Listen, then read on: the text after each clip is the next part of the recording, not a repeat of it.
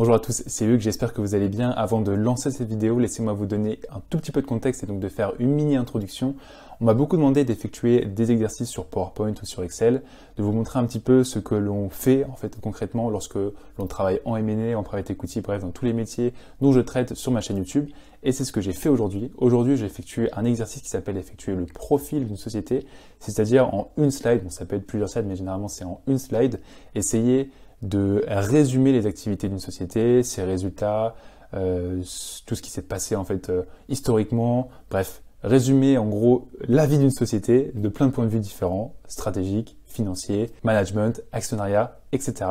Et donc dans la vidéo que vous allez voir juste après cette mini-introduction, vous allez me voir faire en live. Alors j'ai dû l'accélérer parce que sinon ça prendrait vraiment beaucoup trop de temps. Déjà que j'ai fait en sorte de faire un profil en quelque sorte simplifié pour pas que ça prenne, parce que parfois on peut passer une demi-journée sur un profil. Là, moi je ne sais plus, c'est passé quelque chose comme une heure, mais simplement parce que voilà, j'ai effectué le profil d'une société cotée, ou de toute manière vous avez peut-être pu le voir dans le titre de cette vidéo, de la société BIC. Donc BIC, ce sont les stylos que vous pouvez utiliser, les stylos par exemple 4 couleurs.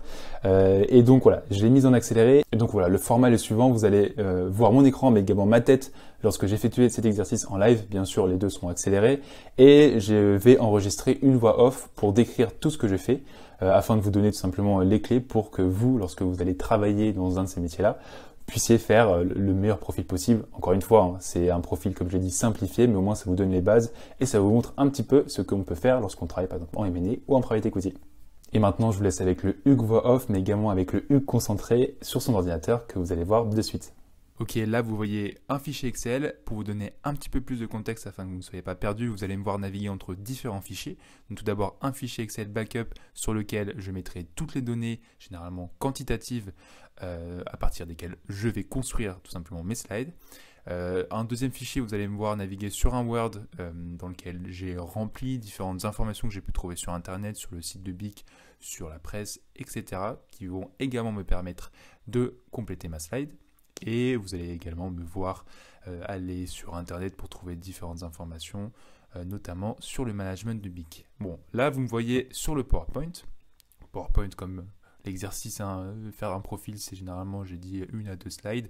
Là, en l'occurrence, ça sera en une seule slide que je vais diviser en 4 parties. Et donc là, vous me voyez en quelque sorte organiser la slide pour que je puisse faire rentrer toutes les informations, et généralement c'est un petit peu tendu, c'est pour ça que de temps en temps vous allez me voir un peu remonter et redescendre les titres de ces 4 parties-là, tout simplement parce que voilà, faire rentrer toutes les informations, donc en l'occurrence présentation de la société, je vais attendre avant de dire les autres pour pas vous spoiler, la deuxième, ce sera lié aux chiffres clés, la troisième partie sera liée au management et à l'actionnariat, et pour la quatrième partie, ça sera axé à l'historique, c'est-à-dire qu'est-ce qui s'est passé, quelles sont les différentes milestones de BIC, en quoi est-ce que BIC et quelles sont les différentes étapes qui ont fait que BIC est passé d'une petite société à une société leader du secteur au sein duquel elle opère.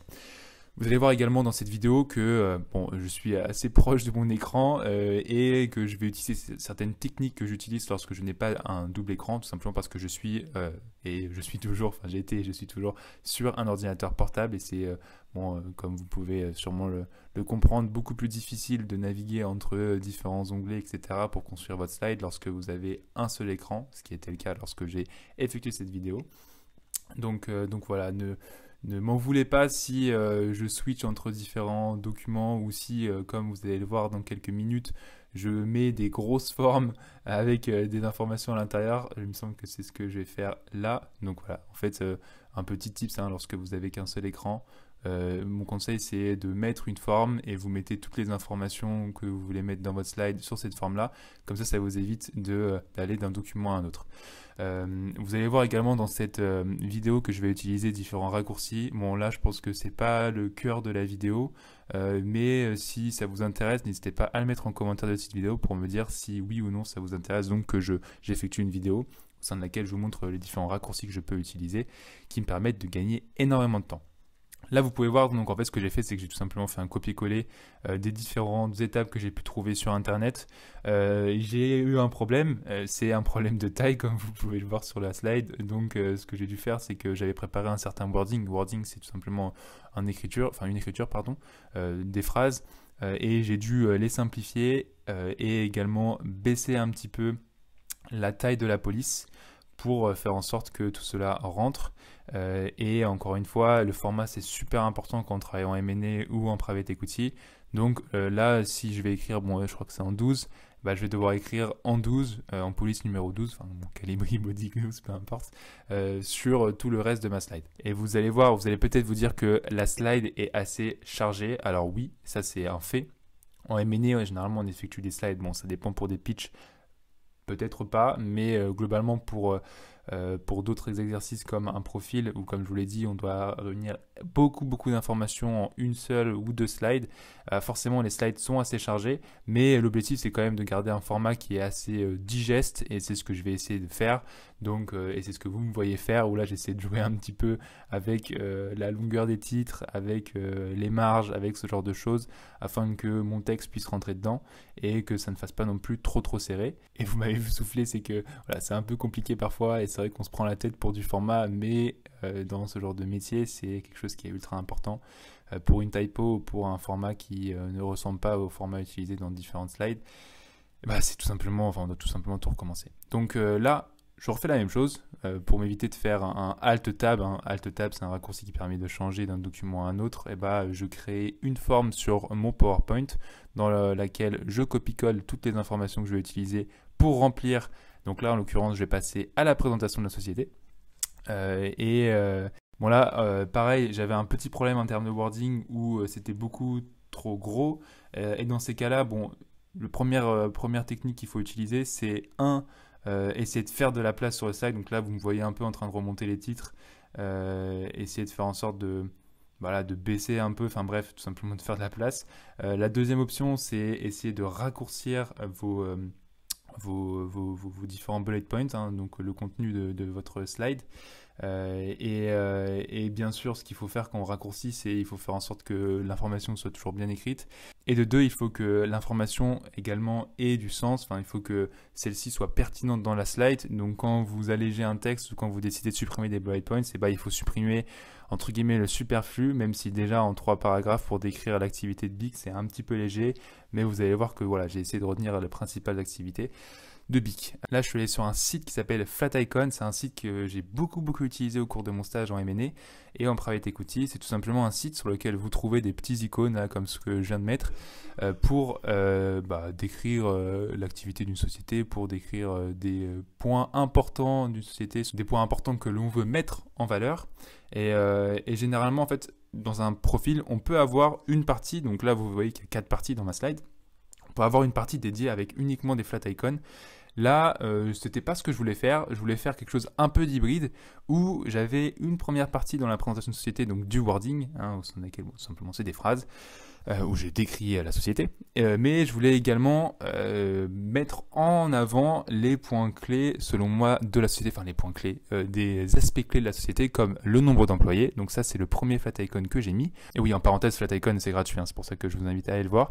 Le deuxième point dont je voulais traiter et mettre en avant, c'est le fait que BIC, c'est une société qui est internationale, qui est leader de son marché à l'international, ce qui est assez incroyable pour une société française.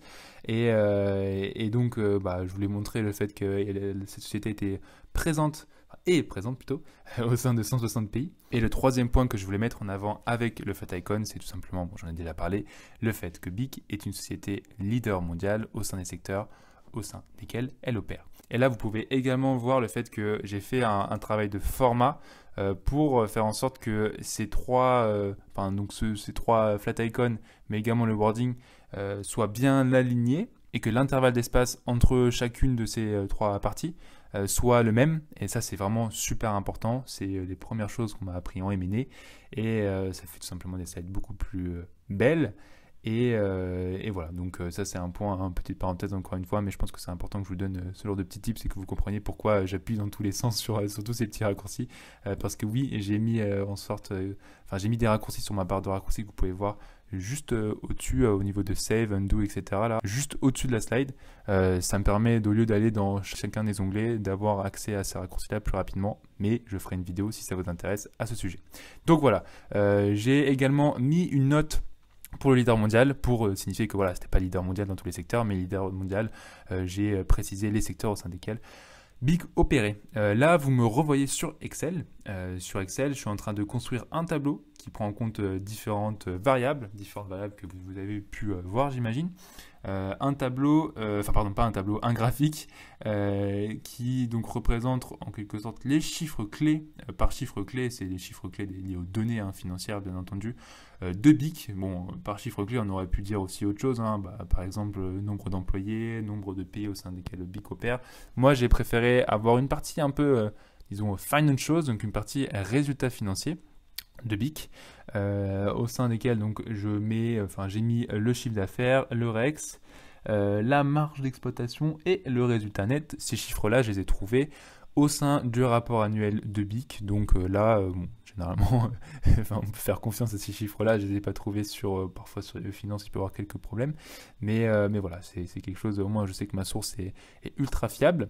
Et ça permet d'avoir un graphique assez complet, d'avoir une idée globale des résultats historiques de BIC, donc au cours de ces 4 dernières années. De voir si BIC a sur ou sous-performé, si les perspectives de croissance sont bonnes. Bon, bien sûr, le passé ne prédit pas le futur, mais ça permet d'avoir une petite idée. Là, vous me voyez travailler en fait sur un autre fichier que j'ai pu trouver sur le site de BIC, un fichier qui correspond au management et à l'actionnariat. Bon, là, en l'occurrence, c'est lié à l'actionnariat parce que c'est assez important de parler également de l'actionnariat lorsqu'on effectue un profil, de montrer que on ne s'est pas que intéressé aux financials, mais on s'est intéressé aussi aux parties prenantes de la société.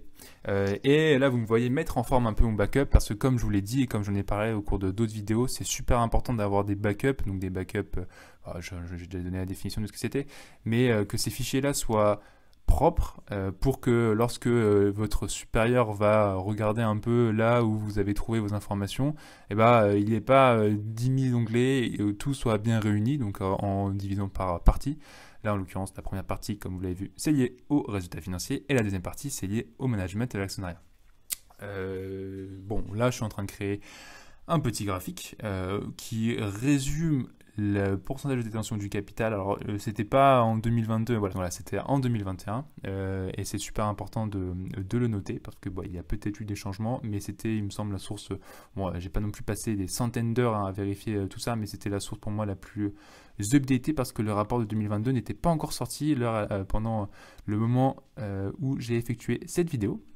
Et vous allez voir que donc cette dernière partie, la partie management et actionnariat, plutôt actionnariat et management, si on suit en effet l'information que je mets, je l'ai divisé en 2 parties. Donc voilà, vous pouvez comprendre quelles seront ces 2 parties-là. La première partie, c'est lié à l'actionnariat, donc le graphique que je viens de faire. Et la deuxième partie, ce sera lié au management. C'est quelque chose que j'aime bien faire, c'est de montrer quels sont les managers clés et de mettre une petite photo de ces managers.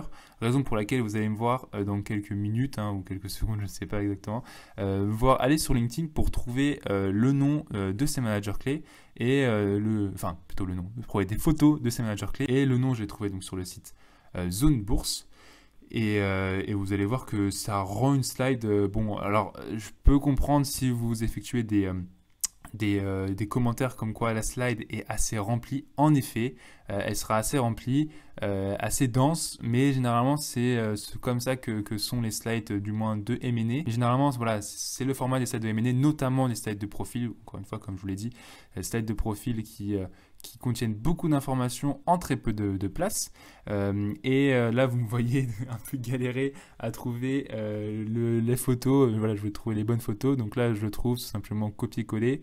Et après, on essaye de mettre au format pour que la tête du CEO de BIC rentre dans le petit encadré que j'ai créé. On fait la même chose pour le CFO. Et on va faire la même chose pour, il me semble que c'était, alors c'est Corporate Strategy Officer, il me semble. Et voilà, comme ça permet d'avoir une slide qui est bien complète. Là, vous avez pu voir aussi dans ma slide que j'ai en bas laissé une partie sources et notes. Ça, c'est super, super important de mettre ces sources. Bon, on ne met pas les liens, mais on met tout simplement là où on a trouvé. Et les liens, bon là, de toute manière, vous les trouverez soit sur votre backup ou soit sur un fichier Word pour tout ce qui est pas lié aux données quantitatives. Et voilà, là vous voyez le résultat de la slide. Je vous invite à faire pause sur la vidéo si vous voulez passer un petit peu plus de temps. Je suis conscient que les deux graphiques, j'aurais pu les mettre un peu plus en forme, mais comme je n'ai pas, généralement quand vous allez rejoindre une société, vous allez avoir un template de graphiques avec des couleurs qui sont déjà prédéfinies. Moi, il me semble que c'était pas le cas. Enfin, j'ai des couleurs qu'on a créées pour notre société RampUp, mais voilà, ce sont pas des templates qui sont ultra esthétiques, disons, mais on va dire que ça fait un petit peu l'affaire pour ce genre de vidéo. Et l'objectif, c'est de faire une mise en situation, mais bon, c'est pas une mise en situation 100% réelle. Et voilà, ça c'est typiquement l'exemple de slide que vous serez amené à faire lorsque vous travaillerez en M&A en private equity. J'espère que cette vidéo vous aura plu. Si c'est le cas, n'hésitez pas à la liker, à vous abonner à ma chaîne YouTube. Et si ça vous intéresse que j'effectue d'autres vidéos un peu similaires à celle-ci, mettez-le dans le commentaire parce que j'ai pris pas mal de plaisir à faire cette vidéo.